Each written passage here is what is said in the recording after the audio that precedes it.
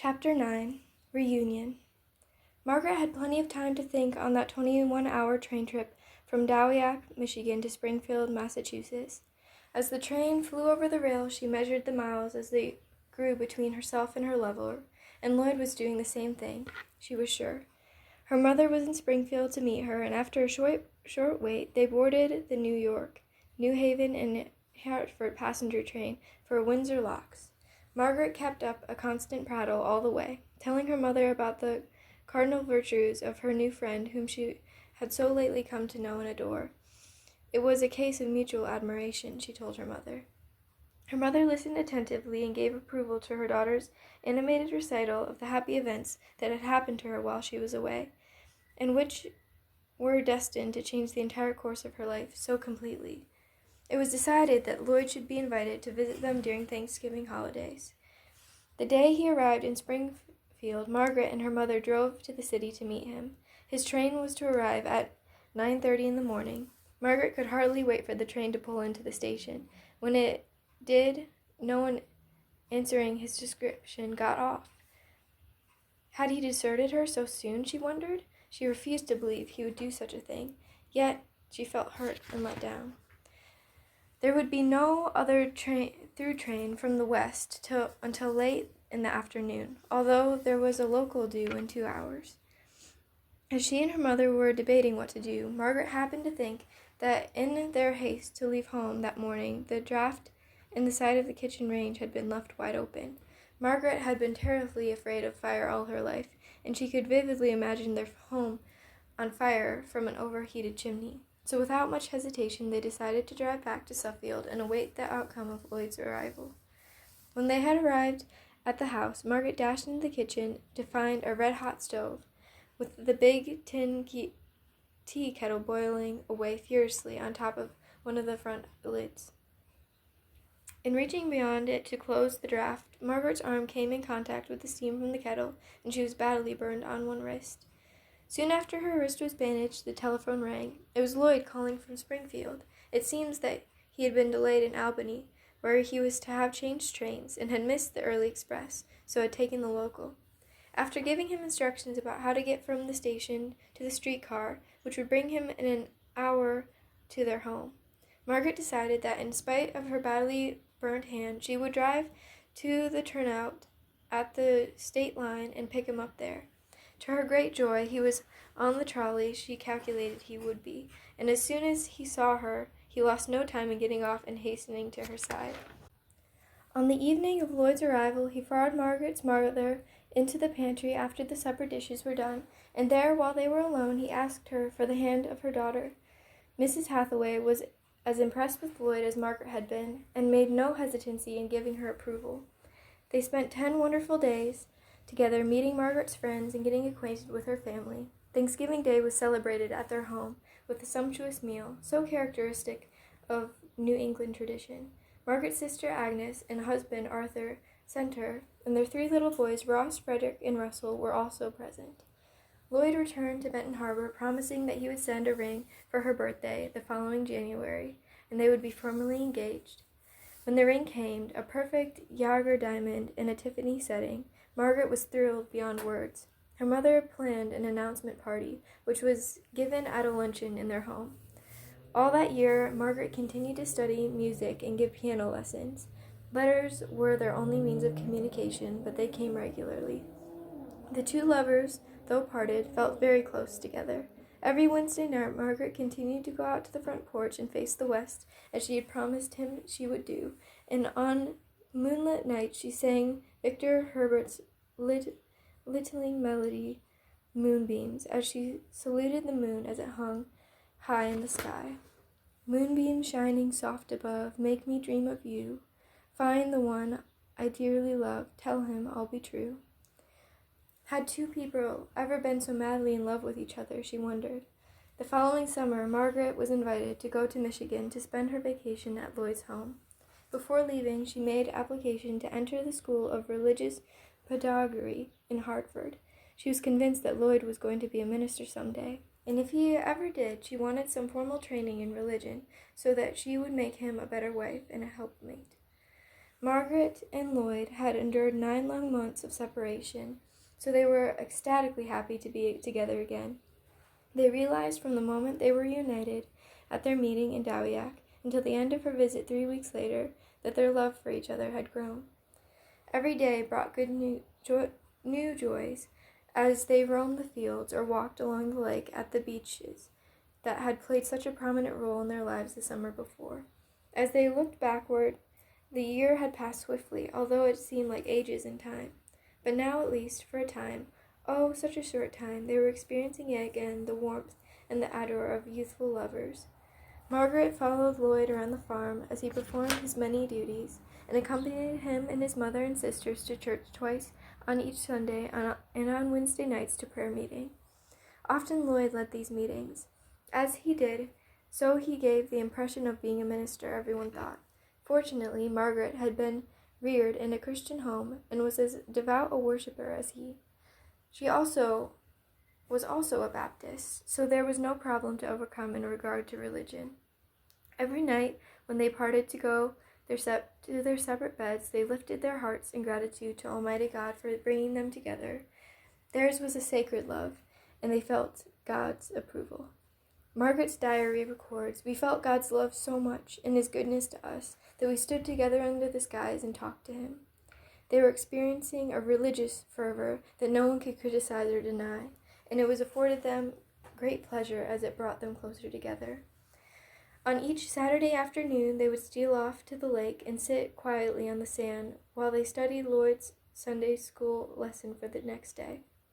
On the first Saturday after her arrival, they drove back to Camp Gray, where just a year before, almost to the day, he had proposed to her. Here in the glow of a golden sunset, Lloyd presented Margaret with her engagement ring again. True, she had been wearing it for nearly 7 months, but neither of them had enjoyed the feeling of ecstasy that this moment brought when he himself could place it on her finger. When they had arrived at the lake earlier that afternoon, the entire sky was covered with thick gray clouds, except for a thin yellow streak on the distant horizon.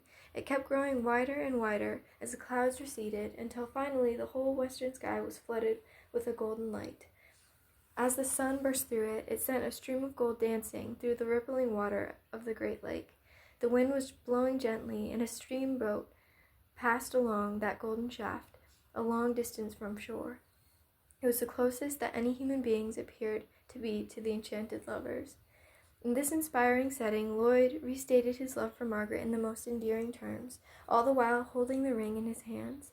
Margaret was so absorbed in his passionate monologue that she sat transfixed, staring straight into his eyes, which were so tenderly looking into hers. His words were so sincere, and he said such beguiling and complimentary things, that as she gazed on her lover, the pupils of her eyes increased to twice the size they were before he began his recitation. He told her that around the stone were 6 prongs, 2 enclosing his love, 2 his honor, and 2 his perfect respect for her. "The ring is a circle which has no end," he said tenderly. "This is how we hope our love will be forever." Margaret was hanging on to every word he said, and was so moved that she was almost speechless. But she did manage to reply softly, "It is going to be that way, I know." She accepted his love. He fondly embraced her, and they caressed each other affectionately. With this they promised each other faithfulness, and rose from the ground just as the sun was sinking out of sight behind the lake. Then, arm in arm, they walked up the beach together until nearly dark, talking about their love and dreaming about their future home. Before turning to go up the bluff to where the car was parked, they stood for a brief moment beside the lake and silently thanked their Creator for each other. They were completely alone, and yet they knew that they were not alone. God was there too. It was He who brought them together, and it was He who was smiling on them now. They both felt so very sure of this, that they knew that whatever happened to them from now on, they would be under the guidance of God. They both vowed to seek His will and practice His presence. This would not always be easy, but they would try. When they arrived home at 8 o'clock, they found a hearty supper waiting for them, but neither of them felt hungry. Nonetheless, they ate, and after Spending the rest of the evening with his sisters, joking and laughing and visiting, they went to sleep that night with hearts alight and gay, to dream of each other and to wonder what God had in store for them in the future. It was hard for them to believe that all the wonderful things that had happened to them within a year were true. The rest of her visit seemed like a beautiful dream to Margaret. One day she wrote in her diary, "I've never had any idea that a man could love a woman as supremely as Lloyd loves me." The 3 weeks passed rapidly. Each day was spent together, working on the farm or going to the lake to swim or hike. Each day found them at a different spot, enjoying the water. Margaret suggested that they might go to Thunder Knob once more before she left. Thunder Knob is a large sand dune on the banks of Lake Michigan, halfway between South Haven and Benton Harbor. It is the highest dune along the entire eastern coast of the lake in southwestern Michigan. The east and west sides of the knob were covered with beautiful evergreen trees, tall, straight, white pines, and other coniferous trees. A few beech trees with their smooth gray bark, and tall, slender poplars with their flat, silvery leaves fluttering in the breeze. An open sand hill slopes to the south, with a bald head on top of the knob. This rounded hill is conspicuous for its shape and height, and stands out prominently from the succession of less spectacular dunes that grace the horizon of this particular area. In 1920, this area was quite isolated. The lake lay far back from any traveled road, and there was no main highway at the time that connected the towns on the lake, only a few crooked dirt roads, one of which ended by an old farmhouse. On the day after Lloyd's 26th birthday, he and Margaret left home soon after breakfast in the car. There was very little work to be done on the farm that Saturday morning, as there were no Margaret on Saturday. He had decided to take the day off so that he could take Margaret to Thunder Knob and thus be alone with her for possibly the last time that summer. They could only drive to within a mile of the mountain, so they parked the car beside the road and started to walk down the winding path towards the lake. It was a rough walking through the sand, but finally they came to the road with only a 2-wheel track and grass growing in the middle, where they could walk more easily. For a ways it led through a shady wood. They were glad of the shade because it was hot, though clear, September day. A gentle breeze was softly blowing from the south. The two lovers walked hand in hand, skipping gaily along at first, and then, feeling rather tired, they sat down under a big sycamore tree to rest. Here, with the birds singing overhead and the warm breeze blowing through their hair, Lloyd asked Margaret if she would marry him the following summer. "It seems a long ways off, doesn't it, dearie?" he said. "But this last year has passed quickly, and with you in school I'm sure the next year will pass as rapidly." Margaret smiled, and looking straight into his eyes, she told him that she would be very happy if they were to be married then. "I was afraid we would have to wait longer," she told him. "I will find a job this winter and work at the farm next summer, and by next fall we'll be man and wife. Won't that be wonderful?" Margaret's heart skipped a beat at the thought.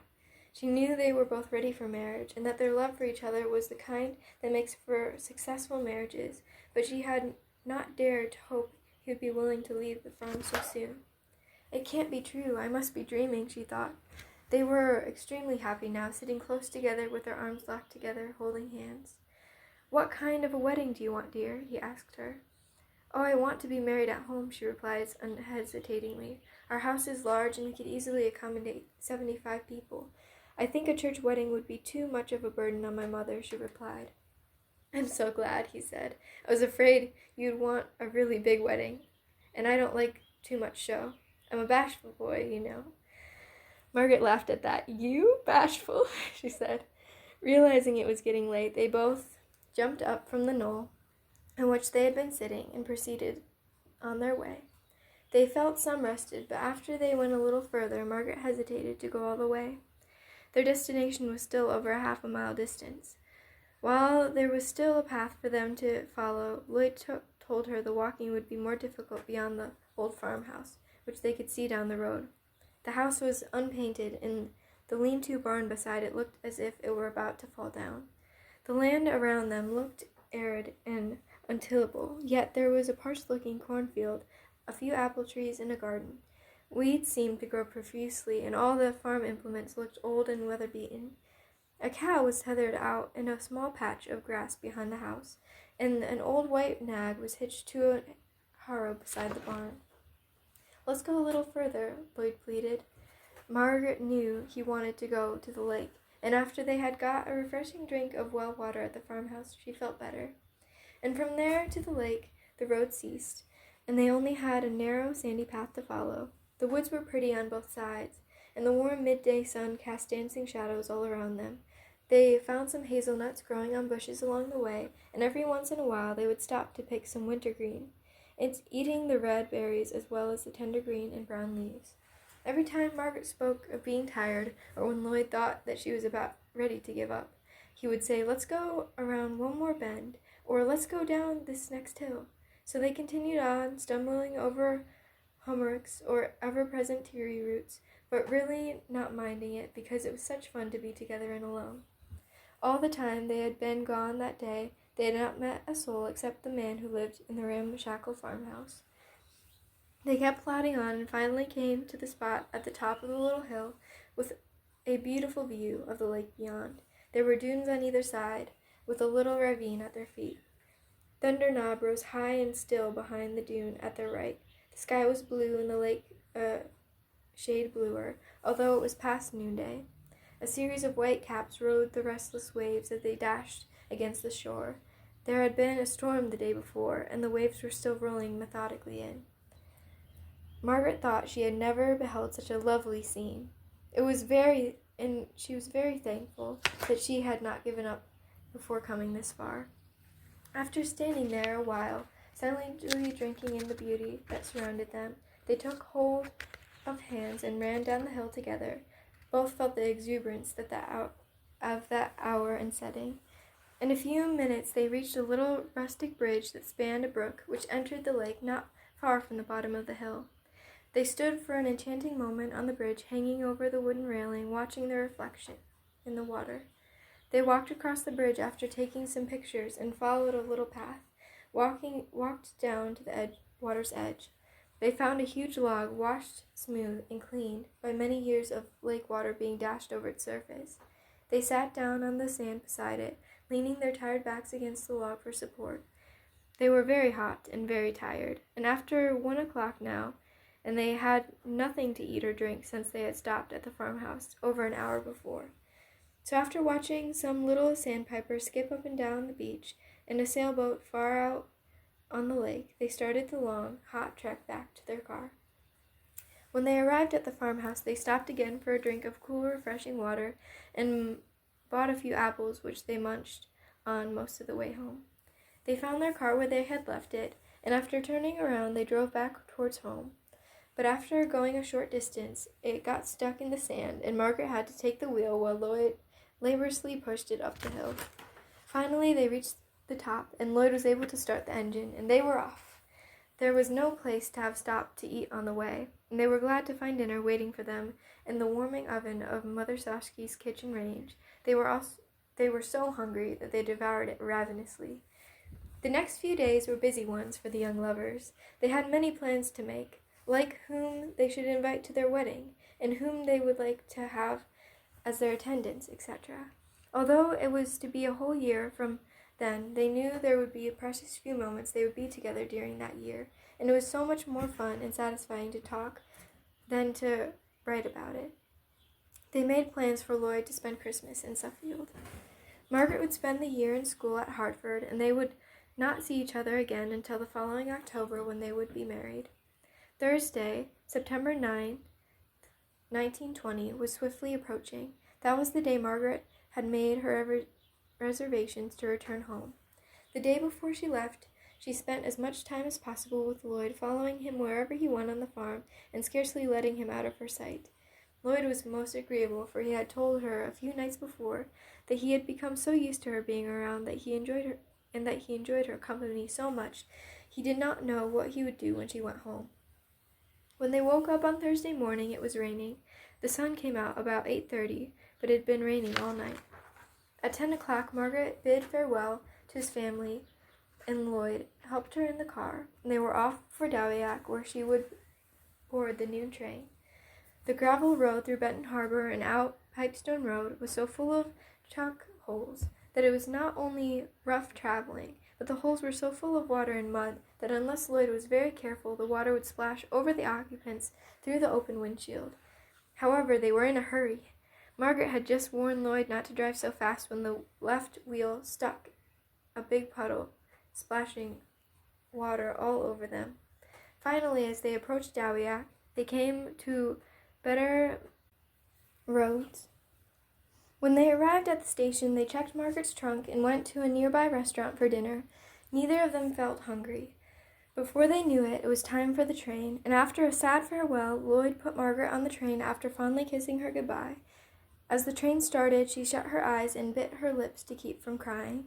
After she got to her section, she threw him a kiss, and Lloyd, who was wearing his derby hat, tipped it gallantly and smiled. It was a difficult thing for him to do, for with a big lump in his throat, he was suffering as much as she. Yet in spite of this separation, they were extremely happy that they had found each other at last, happy in the memories of the past year, and happy in the prospects of what the future might have in store for them. If they could have consulted a crystal ball to look into the next 50 years, neither of them would have changed his or her mind. Their fate was sealed. Lloyd considered meeting Margaret the greatest thing that had ever happened to him, and she felt likewise about him.